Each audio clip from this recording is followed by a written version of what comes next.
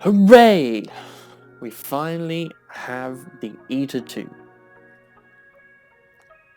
And I gotta tell you, it's really good.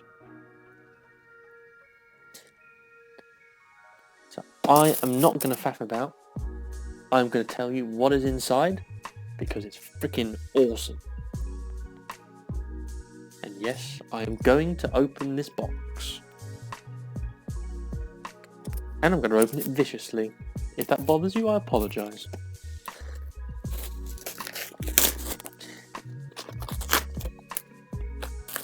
There is probably a nicer way of doing this, but I don't really care. I'm going to be vicious because I'm excited.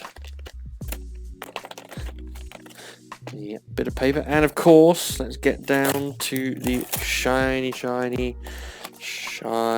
model.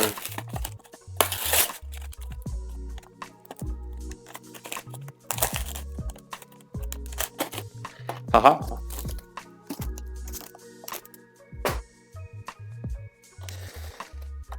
Well, shall we get it on a stand, folks? I think we shall. First up, you may notice that we have two lots of pegs and stands today.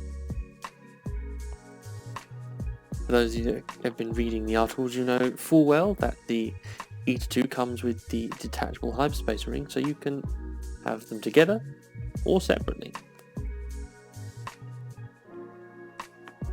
There we are.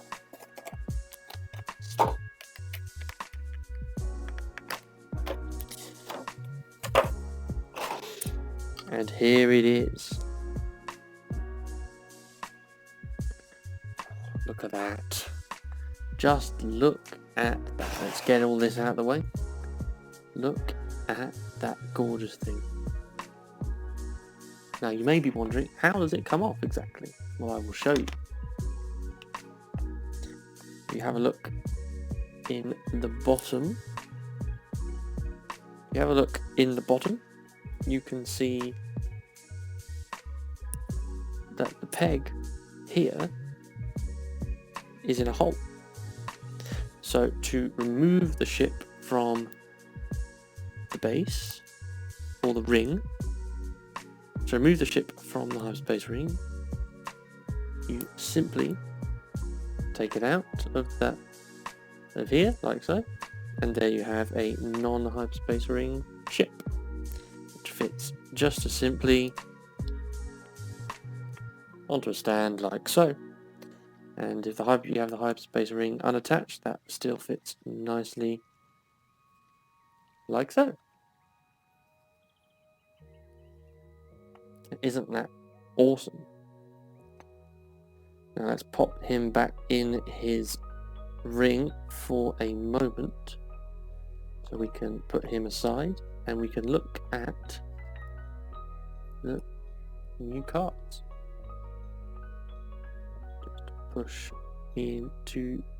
back into the ring like that, and they slot in nicely like so.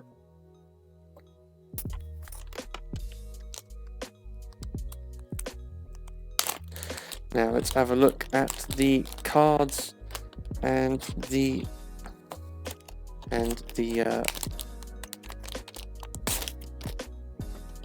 cardboard. There we have it.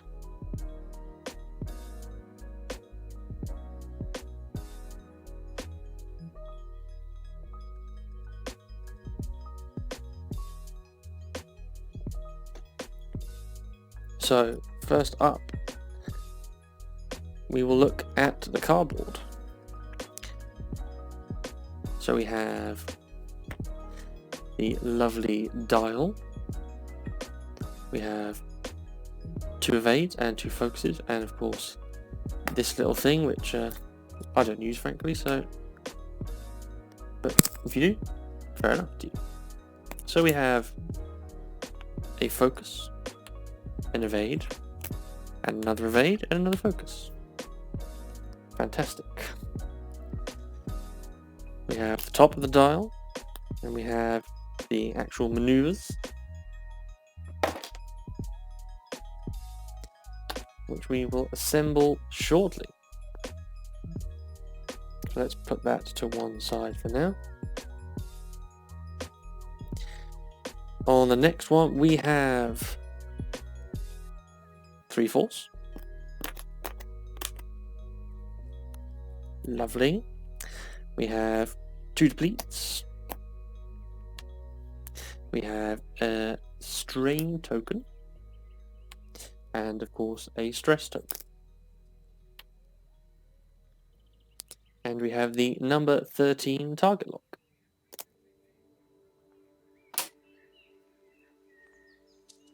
Like so. And on the ship bases we have Anakin and Obi-Wan next to each other. On the reverse we have like so. I'm having trouble connecting to the internet. Take a look at the help section in your Alexa app.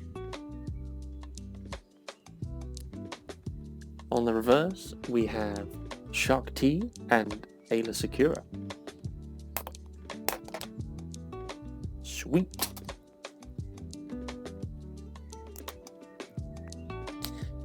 And there we have those 2. And on the final bit of cardboard we have the number 13 ID. We have 3 of them. Let's pop them down there. We have the dial upgrade. So I'll pop that there. 2 shields. Although I can't imagine why. And you'll find out later. 2 charges. And a crit marker.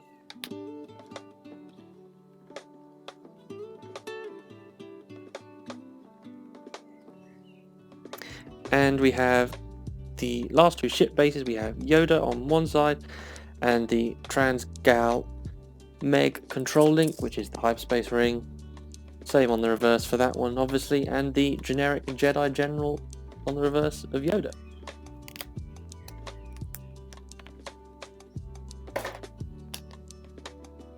Let's pop that like so. Next, let's put the dial together and have a look at the dial.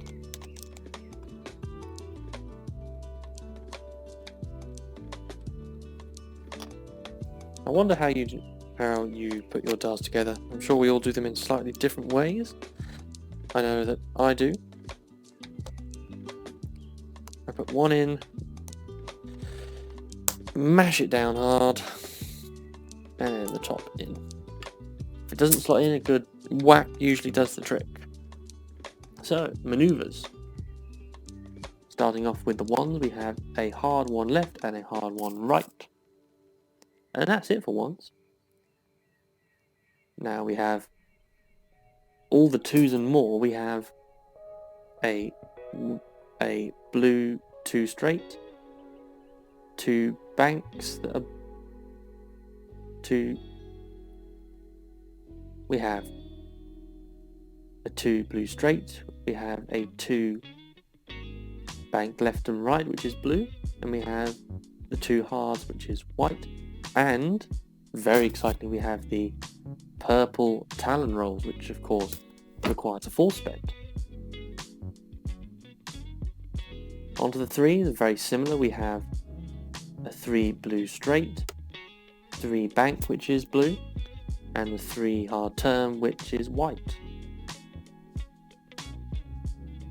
Also, we have plenty of 4s. We have the 4 straight, which is also blue, so really fast this ship. And we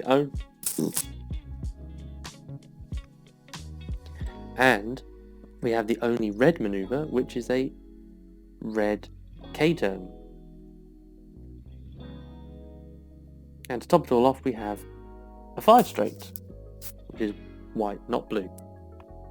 So there is the dial. Before we look at the cards, I just want to say a massive thank you to everyone who's subscribed so far. Thank you so much. And if you're enjoying the videos and want to see more, click that subscribe button now. it helps the channel grow, and it costs you absolutely nothing. Now, let's sit back and enjoy the video. So guys, first up we have the Hyperspace Ring. And I'm going to do these two cards together because they work in conjunction. So first up you've got the upgrade card, which says Setup. You can be placed anywhere in the play area beyond range 1 of obstacles, beyond range 3 of enemy ships, and beyond range 3 of the enemy table edge. So that's what it does, ability wise. And on the pilot card it says Hyperspace Docking Ring, 1 Delta 7 Ether Sprite, Eta-2 Actis or Nimbus class V-Wing can dock with you. And it states, while a ship is docked with you, you gain that ship's initiative and are assigned that ship's dial. While you execute a maneuver, reduce its speed to 1. Before you execute an advanced maneuver, execute a white stationary maneuver instead. Then you may rotate 90 degrees or 180 degrees. And it also says, while no ship is docked with you, you are not assigned a maneuver dial and do not activate or engage. And stats wise, it's got 1 evade, a hull and 2 shields. So that's where the shields come into play.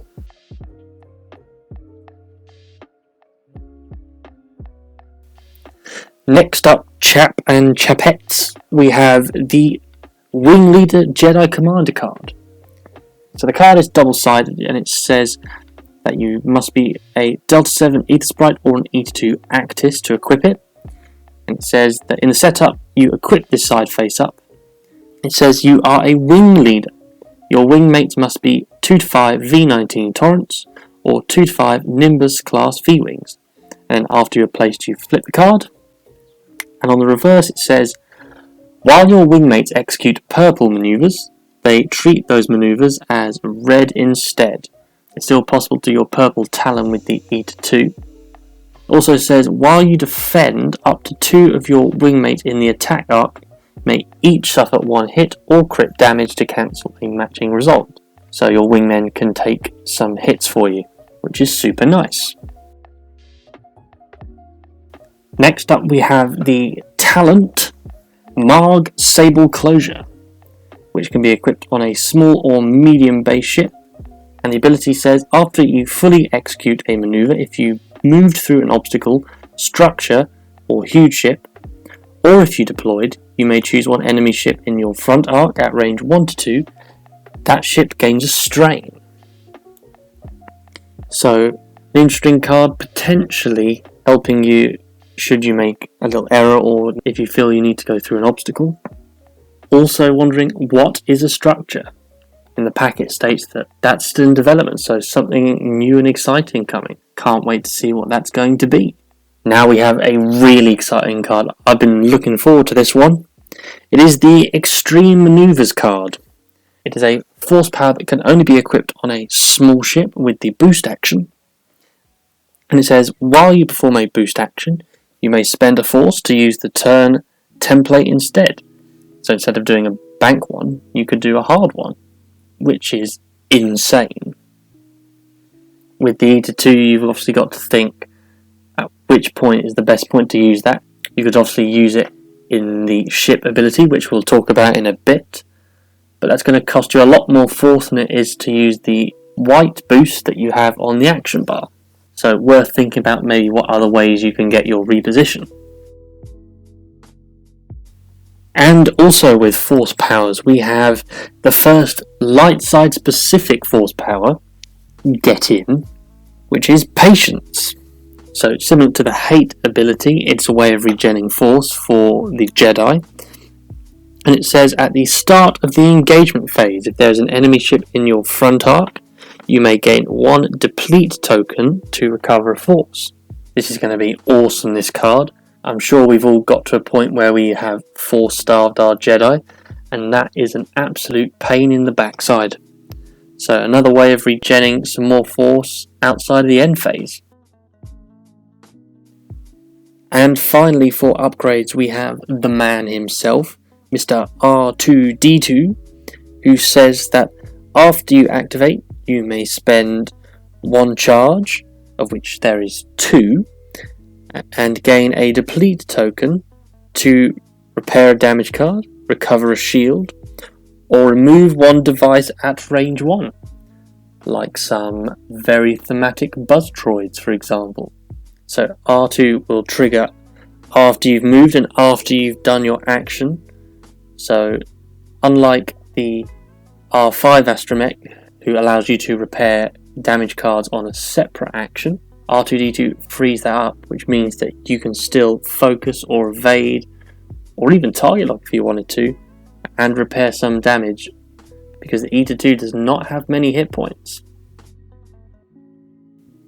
Now let's take a look at the awesome pilots that we get. Starting off with the lowest at Initiative 3 is Grand Master Yoda in his modified Eta-2.